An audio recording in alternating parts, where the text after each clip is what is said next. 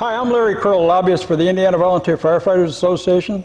I'm here this afternoon with State Representative Randy Fry, who will tell you that's retired State Representative Randy Fry, but he's still representative.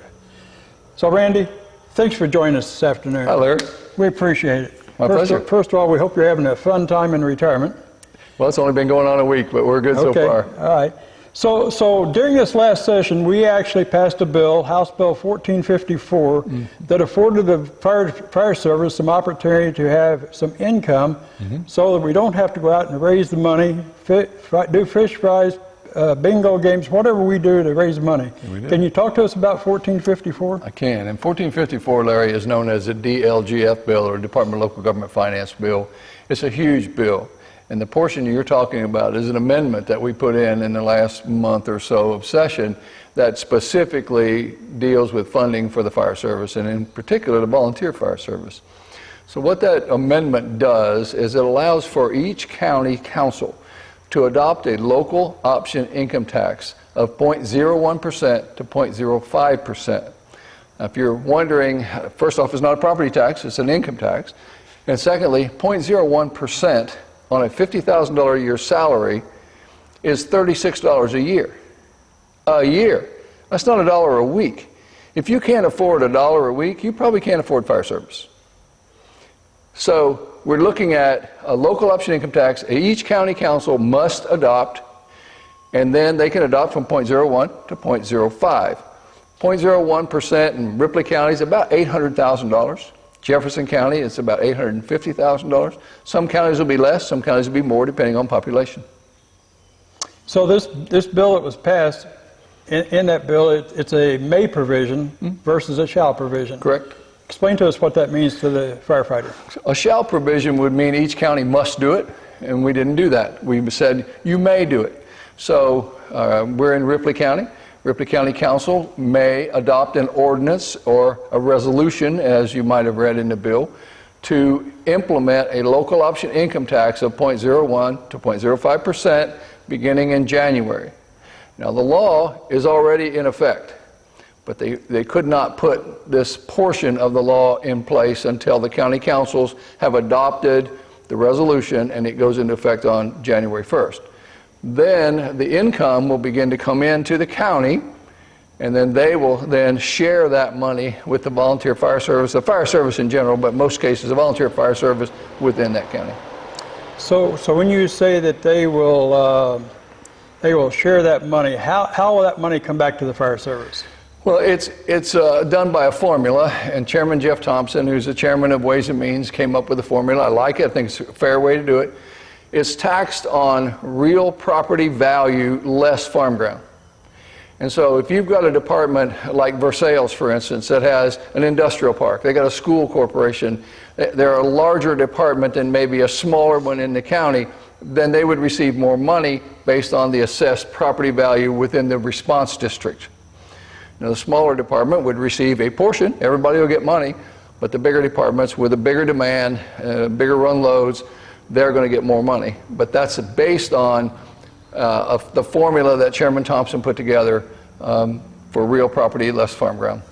So I saw someplace within that bill that it has a sunset date to it? It's 2 years. However, every budget sunsets in 2 years. And so anytime you have another budget coming around, you have to renew everything. We renew the state police, even though it technically ends every 2 years, state parks and so on, prisons and you name it. So I think the thing to remember, one, is that Chairman Thompson is committed to continuing to fund the volunteer fire service. And he's not going to let this expire unless he brings back something even better. That's my opinion. I'm retired now, so I don't have the influence that maybe I might have had. But that's my opinion. This was discussions that you and I had with him over a couple of years now to get this in place. And Larry, make no doubt about it, this is the best opportunity for the volunteer fire service to get additional funding that we've ever had. Now, this doesn't replace your current funding. Your current funding is in place. If you have an agreement with a trustee or a town, you still are going to get that money. This is in addition to that money.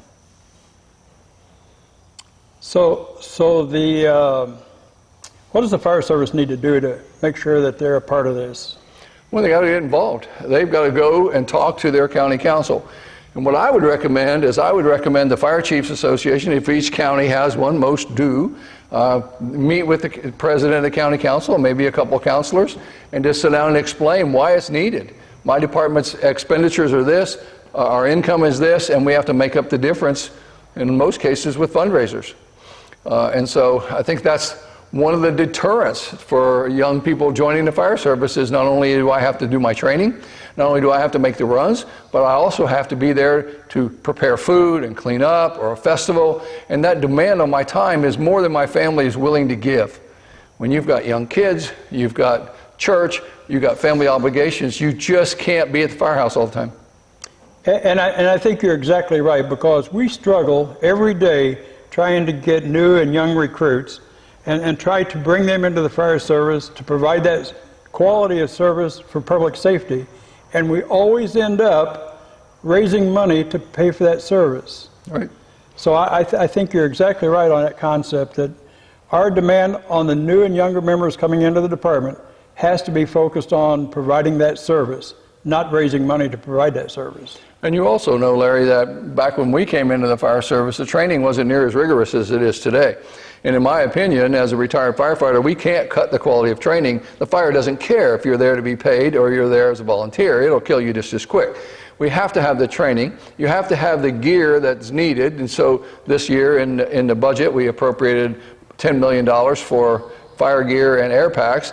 And now we're trying to make it so that you don't have to spend so much time raising money for your operation costs by this additional source of income. So you talked about they can offer 1/10 of a percent up to 0.5%. 1.01 to 0.05, correct. How do we know what assessed value we're going to be operating off of at a local level? Well, each county will have to tell you that, and that formula can be worked out. Where I would want to start would be with my county council. I'd want to talk to my county council president. I want to have their local attorney involved and have them get me that data. They have access to it, and then they can come back and tell you. One of the things I would recommend the department just do is come up with their budget and just show the council, this is how much money we have to raise every year from fish fries just to keep the doors open. We need this money. And whether they choose 0.01, which again is over $800,000 in this county, or 0.05, which could be up to $4 million in the same county, it's up to them, but it's also up to the fire service to show you need that money. So it's time to come prepared, be bold enough to go meet with our county council. Most of them are very receptive. I've spoken to 4 different counties in Southeast Indiana prior to my retirement, and no one said no. So when should we be approaching our county councils? Yesterday. Fair enough. You've got to get out there because you want this adopted before January, and they're going to have a couple of readings. So there'll be a meeting where they will propose it. Then there'll be a meeting where they'll have the resolution available, and then they'll have to come back and do it again. So you might be looking at October, even if you started it in August. You have to be out there now. So what I would be doing right this minute is making phone calls and going to their homes or going to their places where they'll meet with me and just sit down and explain to them and bring your books and show them this is what we have to do every year just to keep our lights on. You know, there's a department not far from here, it's not in this county. They get $1,000 a year from their trustee. $1,000 a year. They have to do bingo one night a week and serve food every week just to keep the lights on. It's insane. You know, Larry, you've heard me say this before, and I apologize to your listeners, but we don't ask the police department to do their job for nothing. We don't ask the people that plow our snow to do it for free. We don't ask the people to pick up our trash to do it for free. Why would we ask these people to do it for free? Because Absolutely. We always have, and we are coming to the end of an era where it's not going to continue. If we're going to save the volunteer fire service, this, in my opinion, is the best option we've ever had. So final comment from you on 1454. If the council doesn't buy into this, and we hope that's not the issue, but if they don't buy into this, what should we do? Well, they can buy into it next year. I would continue to prove my point. You know, Larry, I don't know if a council won't buy into it. Maybe some departments are so well funded they just don't need it. I don't know. I don't know about every department in the state, but the ones that I do know about need the money. And so what I would do is I would make my case. I would get very, very involved in this process before the end of the year, and I would make my case. And as I said, I've talked to 4 different counties in southeast Indiana, not one of them said no. This isn't a bad idea. And by the way, I want to tell you one more thing. I get the idea that this is going too long, and I apologize. But the state has just reported this week $2.9 billion in cash reserve. People have asked me a lot, why would we do a local option income tax? Why didn't the state just pay for it? They got plenty of extra money. Well, we did. We cut your income tax rate to 2.9%, which will far outweigh the cost of this local option income tax.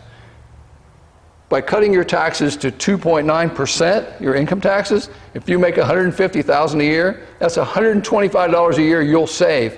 We're talking 36 bucks. You could do 0.03 and still save money. So the state did pay for it, but we just give each county the option to do what they believe is correct for their county. Some should do 0.04, 0.05. Others, 0.01 is enough. We gave the local control so that locals can make those decisions. And I think that's the way it ought to be. It's the way it should be. That's what I thought. And we're glad that it is. Randy, thank you very much for sharing that with our membership. And on behalf of our membership, we were truly honored to have you represent us in the State House. Your dedication, your support, your drive for public safety is unmatched by anybody that's been in the State House. We hope your predecessor or your person that follows you has that same drive. Larry, it's been my honor not only to represent the fire service and public safety, but all the citizens of Southeast Indiana. Thank you very much. Thank you. My pleasure.